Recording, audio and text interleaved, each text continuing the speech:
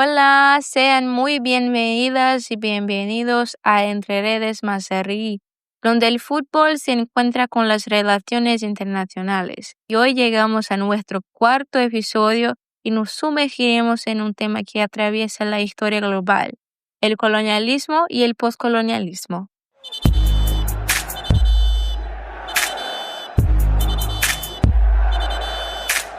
Yo, Victoria Regia, y mi compañera Sofía Beatriz seremos las traductoras de este episodio. Yo interpretaré la voz de Alessandra y Sofía hará la voz de nuestra invitada, Ávila Costa.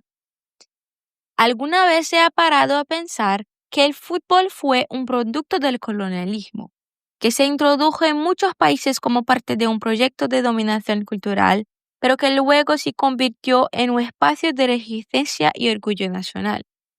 Para debatir esto conmigo, hoy contamos con una invitada muy especial que compartirá esta charla y aportará otras perspectivas. Bienvenida, Ávila Costa, licenciada en Letras Portugués por la Universidad Federal de Maranhão, máster en Literatura, Cultura y Fronteras del Conocimiento y investigadora sobre racismo, negritude, cultura y literatura contemporánea. Gracias, Alessandra. Es un placer estar aquí.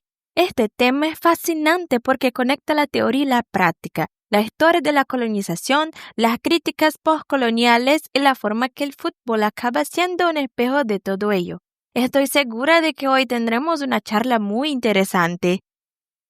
En nuestro primer bloque hablaremos del colonialismo, expansión e imposición cultural.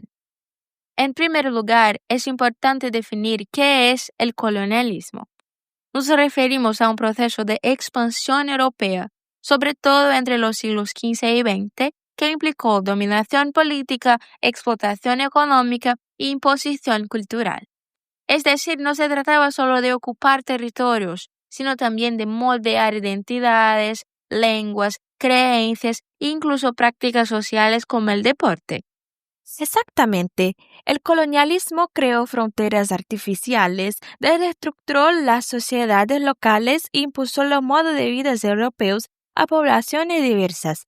Y el fútbol encaja precisamente en este contexto. Los colonizadores veían el deporte como una forma de civilizar a los pueblos colonizados, de inculcar disciplina, incluso de reforzar las jerarquías raciales. Bien, ahora pasemos a nuestra sección tradicional, la sección de ejemplos. Argelia bajo dominio francés. Inicialmente el fútbol estaba restringido a los colonos y a los clubes de élite, pero pronto los argelinos se apropiaron del juego, formando sus propios equipos y convirtiendo el fútbol en una herramienta de resistencia. El caso más emblemático es el del equipo del FLN, vinculado al Frente de Liberación Nacional, que utilizaba el fútbol como propaganda política durante la Guerra de Independencia. Sudáfrica, periodo del apartheid. El fútbol estaba completamente segregado. Había clubes blancos y clubes negros, competiciones separadas. Pero el deporte también acabó convirtiéndose en un espacio de contestación, especialmente en los años 70 y los 80, cuando jugadores negros comenzaron a ganar proyección internacional, incluso ante la opresión del régimen. ¿Y cómo no hablar de nuestro país, el famoso país del fútbol, en el que también se pueden ver las huellas coloniales? El fútbol llegó de la mano de la élite inspirado en los modelos ingleses. Durante mucho tiempo los negros y los mestizos fueron excluidos de los clubes. Solo más tarde, con jugadores como Arthur Friedrich y luego Leônidas da Silva, el fútbol brasileño comenzó a convertirse en un espacio de inclusión, pero siempre en medio de tensiones raciales. Pasemos ahora al poscolonialismo. Podemos definir este campo de pensamiento como una crítica a la herencia del colonialismo, tanto en el plano político como en el cultural. Autores como Edward Said, Homi Bhabha, Gayatri Spivak y Frantz Fanon muestran cómo el eurocentrismo sigue influyendo en nuestra forma de entender el mundo. El poscolonialismo también denuncia las voces silenciadas, los subalternos, y muestra cómo las antiguas colonias intentan construir sus propias narrativas, resistiéndose a la dominación simbólica de las antiguas metrópolis. Y el fútbol aparece mucho en este debate. Piensa, por ejemplo, en las selecciones africanas de los mundiales de los años 70 y 80, cuando Zaire, Camerún, Nigeria y Senegal saltaban al campo. No era solo deporte, era un acto político, una afirmación de identidad nacional frente a las antiguas potencias coloniales. Y además, muchos jugadores de las antiguas colonias emigraron a las metrópolis. Esto crea tensiones de identidad.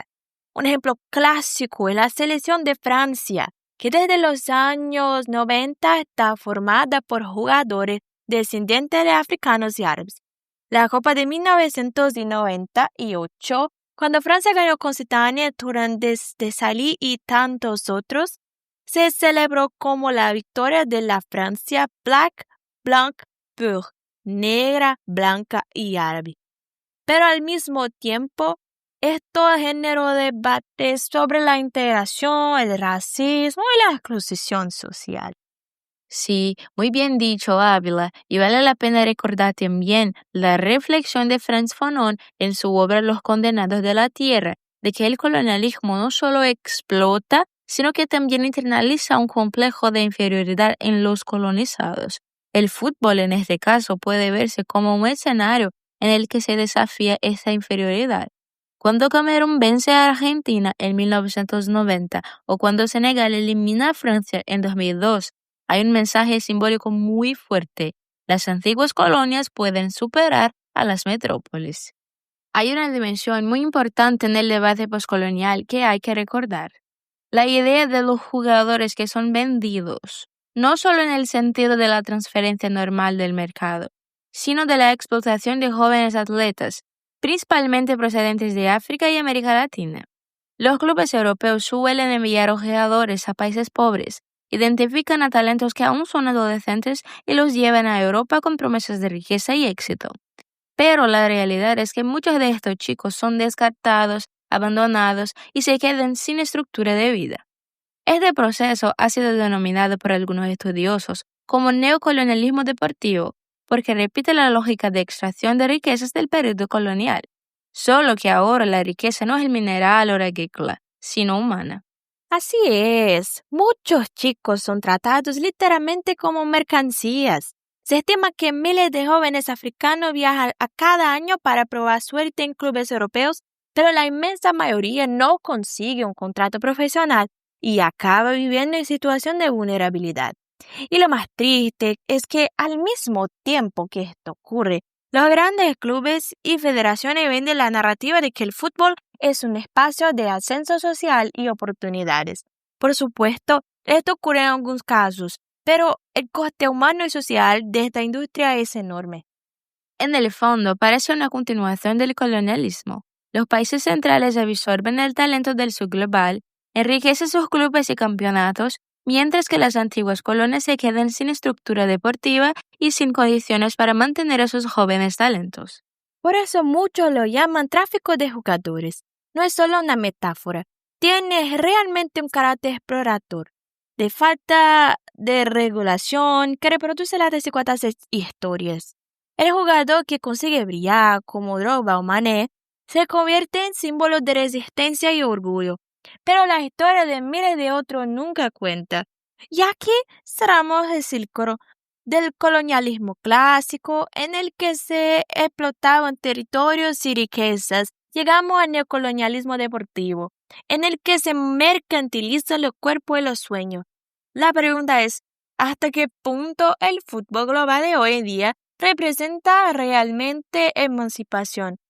¿Y hasta qué punto sigue siendo la misma lógica colonial de explotación y desigualdad? Si lo miramos de forma amplia, el colonialismo ayudó a moldear el sistema internacional, incluso de la difusión del fútbol. Pero el postcolonialismo nos recuerda que estos espacios son solo mismo de dominación, también son de resistencia. El fútbol puede verse al mismo tiempo como un instrumento del neocolonialismo, con la explotación de talentos y la desigualdad global, y como un espacio de emancipación, donde las selecciones y los jugadores desafían las narrativas eurocéntricas. Bueno, hemos llegado al final de otro episodio de Entre Redes Mazarrí. Hoy hemos hablado de colonialismo, poscolonialismo y fútbol, mostrando cómo la historia global y las teorías de las relaciones internacionales se reflejan dentro del campo. Quiero agradecer muchísimo a mi invitada Ávila Costa por su participación y sus increíbles reflexiones. Y también quisiera la llamada final, invitando a todos a seguirnos en Instagram y aquí en Spotify. Y no olvide de seguirnos aquí en Spotify y activar la campana de notificaciones y el Instagram ente.redesRI. Ya lo sabes, entre las redes del fútbol y los hilos de la política internacional nos encontramos aquí, porque al fin y al cabo el balón también tiene poder. Hasta la próxima Entre Redes RI.